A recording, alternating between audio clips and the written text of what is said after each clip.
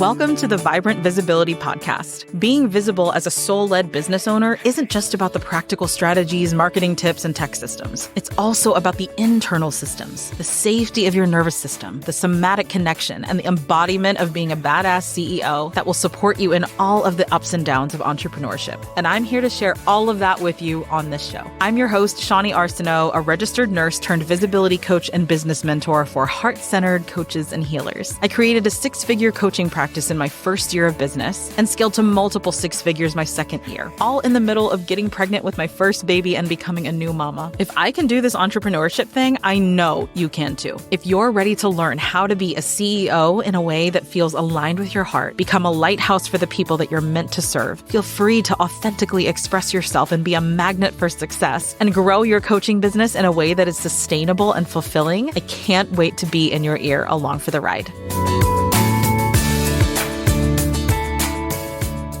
Hello, everyone. Welcome back to the Vibrant Visibility Podcast. I am so happy to be back here with you guys. I am coming to you here fresh off of a coaching call with my coach. Shout out to Anna, because the topic that I'm going to be talking about today was inspired from the conversation that we had on our coaching call. And I wanted to share this with all of you because I think it's a really important distinction to make in your own businesses, in your own lives. And that is the difference between ease and easy. And I'll share a little bit more about this concept of creating a business with ease versus creating a business that's easy. And I know those kind of sound like the same thing, right? But for me, whenever I think about ease versus easy is I've intentionally created a business that feels full of ease and flow and that honors where I am currently at as a human being in my human experience versus a business that feels easy, right? That feels like I don't have to do a lot of work, which is kind of not my philosophy. Like I really do believe in hard work. I believe that if you're passionate about something, you want to work hard at it. And so it was really important for me to make that distinction of having a business that feels full of ease, but not easy. Like I'm taking the easy way out, right? And there are a few things that I really want to give myself credit for. And for you, I want to invite you to give yourself credit for and all of the successes that you've had. If you have experienced any type of success in business and life, in certain areas of your life, and you experience a lot of ease in a particular area, I think sometimes we can get into this mindset if something feels like it's full of ease, it means that it came easy. And it means that we don't have to try hard. We don't have to work hard.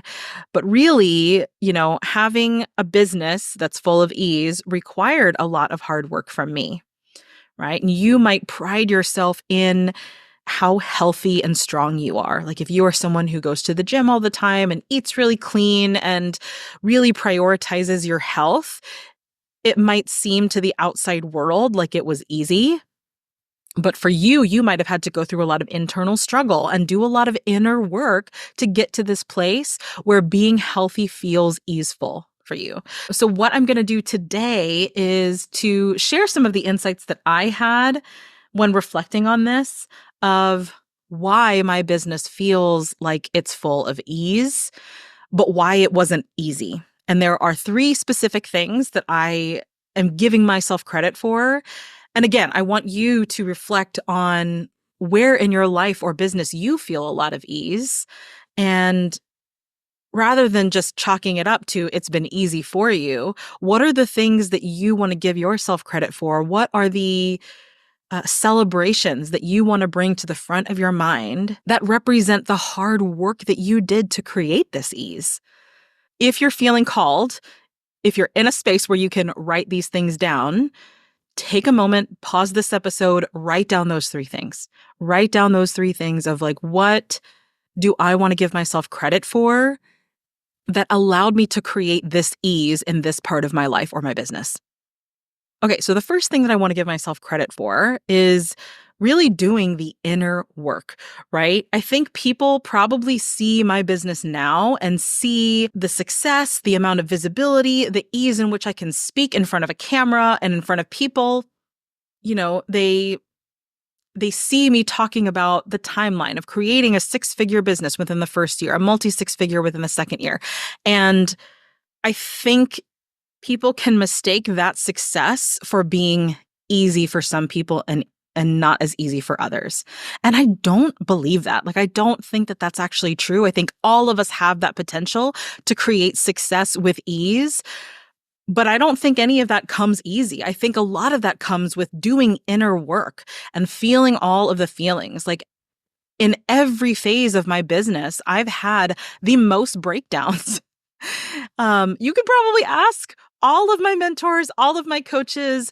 I mean, I show up to most of my calls crying and feeling really, really deep feelings. And there have been so many highs and lows throughout my entrepreneurial journey. And I think it's just really allowing myself to feel everything, to not make myself wrong for feeling something, whether that's grief or resentment or frustration, or maybe somebody says no to an offer and I was really excited about working with them and then I feel really bummed about it. Like, I allow myself to really feel into all of those emotions. Maybe even acknowledging the doubt, the imposter syndrome, the fear of failure, all of these things that come up in every entrepreneur's journey, and not trying to stuff them down, not trying to lock them away, not trying to not feel them, but acknowledging it, allowing them to come up and having compassion for myself for feeling all of that.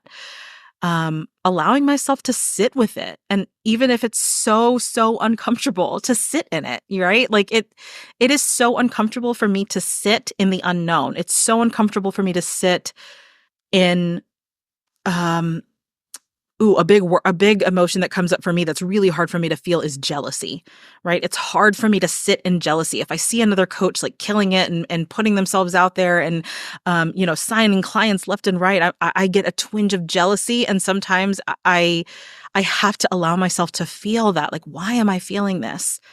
What kind of inner work do I need to do to not make this go away, but just to be okay with feeling jealous? Resentment is another emotion, right? Resentment is another thing that I actually talked about with my therapist this morning, right? Of feeling sometimes unsafe to feel that emotion. And so how can I create a really harmonious environment internally for me to be okay feeling resentful? Right? One of the biggest things that I talk about, I might have mentioned this in a previous podcast episode back in Aligned and Well, but whenever I got pregnant with my son, a big theme in all of the coaching calls that I had with my mentor at the time was, I am really scared that I'm going to have this baby and that I'm going to resent my baby for taking me away from my business, or I'm going to resent my business for taking me away from my baby, right? And resentment was such a hard emotion for me to feel because the thoughts that would come across in my mind as I was allowing those emotions to surface were not good. And they were really uncomfortable and they made me feel like a shitty human, right? So allowing myself to kind of sit in it and not make it wrong, not make it mean that I'm a horrible person, but really sitting with all of those thoughts and emotions and coming at it with compassion, right? Allowing myself to fully feel it, fully honor where I'm at, fully honor my internal experience.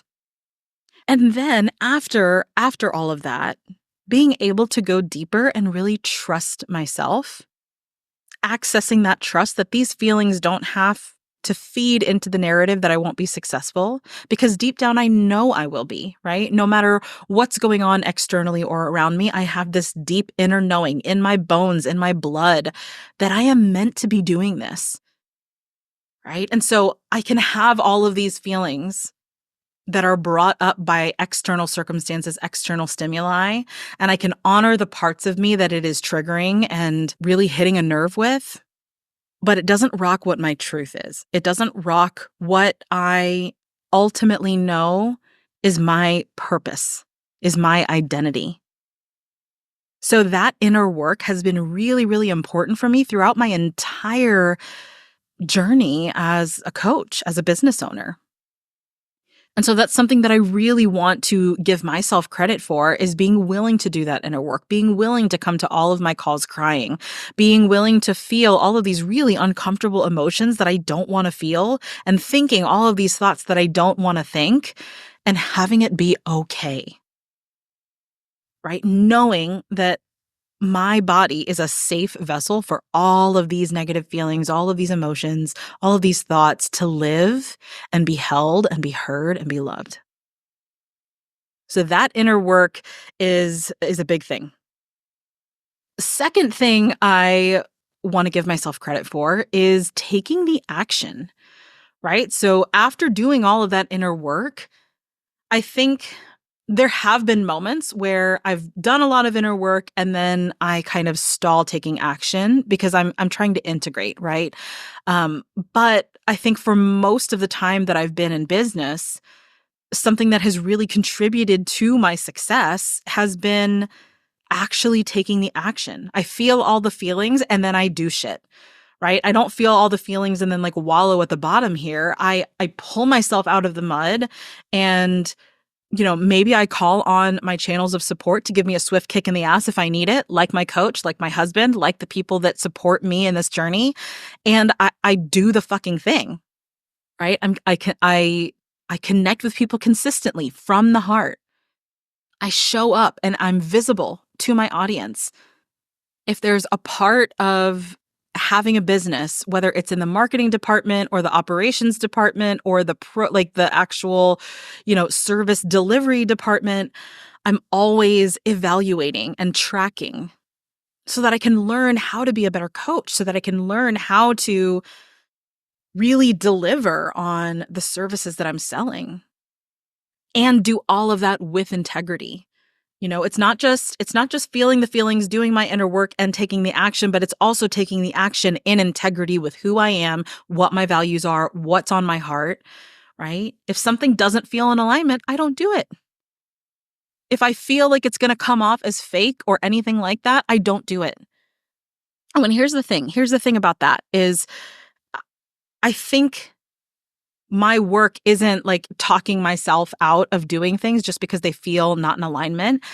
I think my work is how do I make it feel in alignment, right? Even if I'm not really in the mood to do 20 connections or to spend 30 minutes, being visible and doing any kind of like marketing thing, what do I need to do energetically to get myself in that headspace where it feels genuine, where it feels in integrity? Because the action itself isn't going to create the success, right? Taking the action itself isn't going to create the success. It's the combination of taking aligned action. It's the combination of taking action that feels really good for your soul, for your heart. It feels authentic. It feels true. And that's kind of where the inner work plays into this, right? Because I don't know if I could take the action in an aligned way if I didn't do that inner work first. So yeah, taking the action, tracking all my connections, tracking my numbers, planning things out on the calendar, direct messaging people whenever I'm launching something, showing up on social media, going live inside of my Facebook group, sharing content that provides value to people, promoting my freebies, like all of these different actions in a way that feels in alignment with me, with the core of who I am. Because you can absolutely take consistent action, but sometimes it can fall flat if your heart's not really in it, right? And that's where the inner work comes in. So all of these things kind of layer on top of each other, right? Okay, and the third thing that I want to give myself credit for is setting the boundaries, right? So I've done the inner work, I'm taking the action, and then if there aren't boundaries in place, it can be really easy to take action over and over and over again and easily burn myself out, right? And this is for any entrepreneur out there. You can easily burn yourself out by taking consistent action and not planning in rest breaks, not setting energetic boundaries for yourself.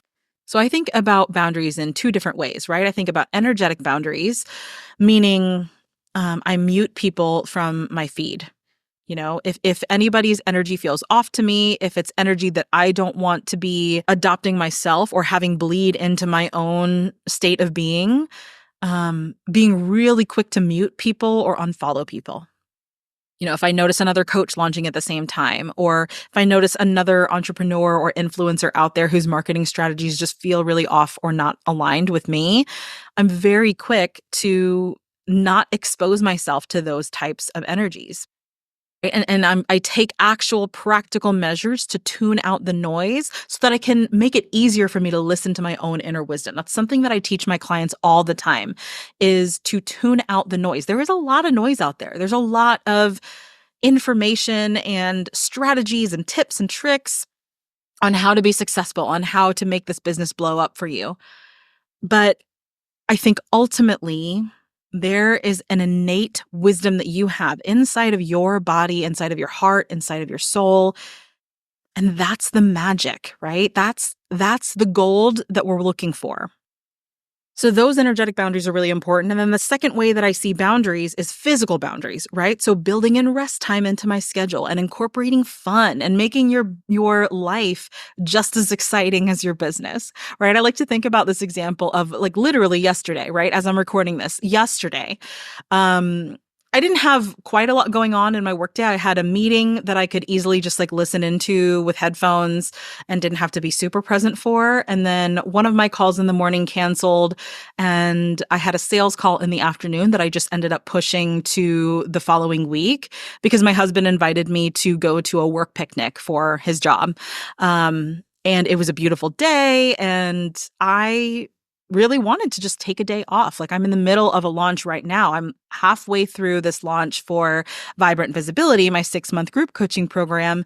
And I was kind of coming at this like energy crash towards the middle of the launch because I spent those first 2 weeks like really visible, lots of energy, lots of creation, lots of sales calls. And I was kind of reaching that point of, okay, I'm not totally depleted right now, but I can feel myself getting there, and I need some fulfillment in my life. I need to replenish myself.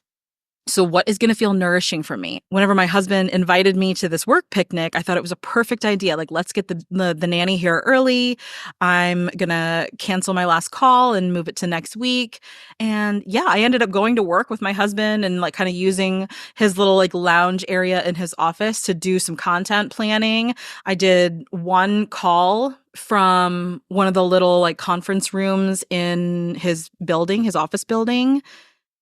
And then I spent the rest of the afternoon at a beautiful picnic right on the water, just having fun with my hubby. It was a beautiful summer day. The sun was out, and like being by the water for me is so healing. It's so rejuvenating. It really does fill me up.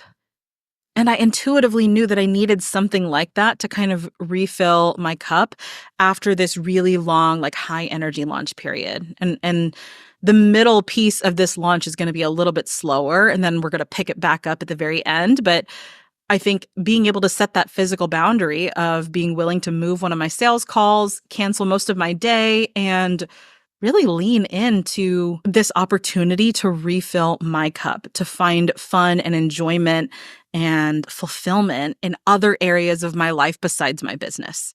And that's really why I created this business, was so that I could do that, so I could find the ease of canceling a day and focusing on myself and my relationship with my husband, my relationship with my family, my mental health, my physical health. And at the same time, with those physical boundaries, I've also been really working on like eating really clean and hydrating and doing all of the things that nourish my body so that I have energy for the last part of this launch, which I know is going to take a lot of energy from me. So even though it seems to the outside world that,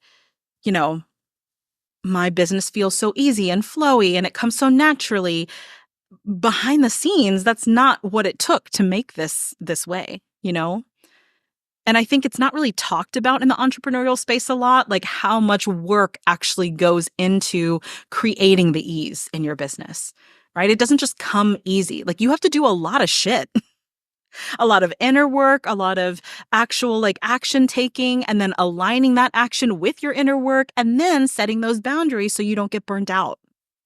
So those are the big three things that I want to give myself credit for over the course of building my multi-six-figure business. And I think what I want you to take away from this is if you don't feel like your business has that ease yet, right? Think about a part of your life, an aspect of your life where you do feel that ease. Is there any part of your life that you feel that ease?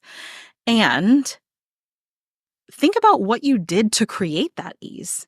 What do you want to give yourself credit for to create that ease? If you didn't already do it at the beginning of the episode, take out a sheet of paper right now. Pause this podcast right here and write that down. What work did I do to create this ease in my life? What do I want to celebrate myself for and give myself credit for that allowed me to be able to create this ease in this part of my life? And I think that's really, really important to do, because I think what the really big mindfuck here is sometimes I get to places of success, whether that be in my business or my life, and I sit there and I'm like, do I deserve this? Is this something that I deserve? Like, I feel like this came so easy and it feels so natural. It feels wrong for it to be this easy. I feel like I need to struggle more. Right? And that is the narrative that so many of us have. And I think a lot of that comes from not giving ourselves the space, the time to actually celebrate all of the hard work that we did. For those of us who grew up, with not a lot of money or like in middle class America, hard work is something that's really ingrained in us. And so whenever we get to this level of success, like if you start a business and you start to see a lot of success in your business, there comes a time where you start to question everything whenever things feel easy. Almost like do I deserve this? Or like expecting the shoe to drop, expecting something bad to happen to take this ease away. I know I've talked about this particular interview in another podcast in Aligned and Well, but I think it's worth mentioning here again. There was an interview with Brené Brown, and she talks about how the most difficult emotion for humans to feel is joy, right? Because in order to feel joy, we have to be really vulnerable in allowing that joy to be taken away. Right. And so we try to control all of our external stimuli to not feel too much joy, feel too much ease, because at any moment it can be taken away. And I don't want that to happen. Right. That's a scary thought, to have something so joyous and to be so caught up in that emotion of joy, of happiness, of fulfillment, of ease. And then what if something happens to take it all away? Right. So just really acknowledging the vulnerability of that. And acknowledging that does make it feel like there's a lot at stake. So this was a little bit ranty. But yeah, I felt that this was a really important episode to record here, because I can definitely see, right, like a new coach, a new entrepreneur that just started their business, seeing other successful entrepreneurs and thinking to themselves, I want to be there. I mean, I'm definitely guilty of feeling this, of thinking this. I wish I was there. I wish I had that much ease in my life and in my business.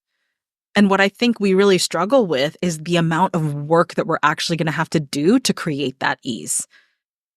So as you write those 3 things down that you want to give yourself credit for in whatever area of your life that you have created ease in, I would love to hear them, right? Share them with me. Feel free to email me or DM me on social. I would really, really love to hear what you want to give yourself credit for, because I think on top of giving yourself credit for it, it's actually taking up space and proclaiming it, whether that be to your partner, to your coach, to your colleagues, to your friends, like really taking up that space and letting someone know, hey, I really want to celebrate this about myself.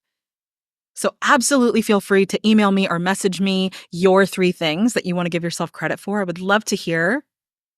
If this episode resonated with you, I would really love for you to share this podcast with maybe another heart-aligned business owner, entrepreneur, coach that you know that needs to hear this. And for those of you who are feeling really called to dive into the inner work that you know you want to do to create that ease in your business, I would love to invite you into Vibrant Visibility.